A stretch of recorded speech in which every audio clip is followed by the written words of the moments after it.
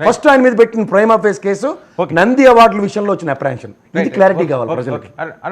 ఇప్పుడు మనోభావాలు అన్న విషయం అనుకుంటే ఉండండి, మనోభావాలు అన్న విషయం కనుక అనుకుంటే అమ్మా, ఇక్కడ 150 కోట్ల పైచీలకి ప్రజలు ప్రతి ఒక్కరు ప్రతి దాని మీద మనోభావాలు అనుకుని కేసులు పెట్టుకునే దగ్గర ఇది పొలిటికల్ వెంజెంటా కింద లీడ్ అవుతుంది తప్ప ఒరిజినల్ గా చేసిన తప్పు కన్నా దీని మీద ఎక్కువ ఫోకస్ అవుతుంది.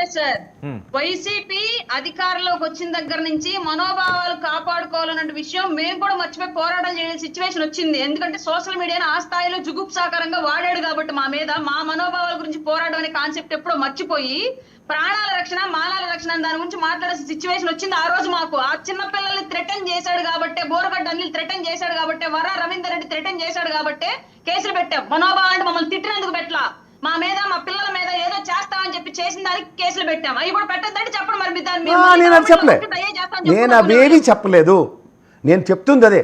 ఈ రాజకీయాల్లో ఉన్నప్పుడు ఫ్యామిలీకి సంబంధించినంత వరకు ఒక లైన్ గీసుకోవాలి.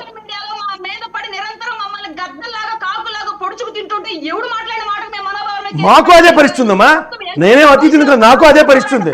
ఇక్కడ ఎవ్వరూ లేవు, ఈ ప్యానల్లో ఉన్న వాళ్ళందరికీ అదే ఉంది. మనందరికీ కూడా అదే. మన ఇద్దరు మాడుతుంటే మన ఫ్యామిలీని ఏం చేసి నేను మాడుతుంది అదే.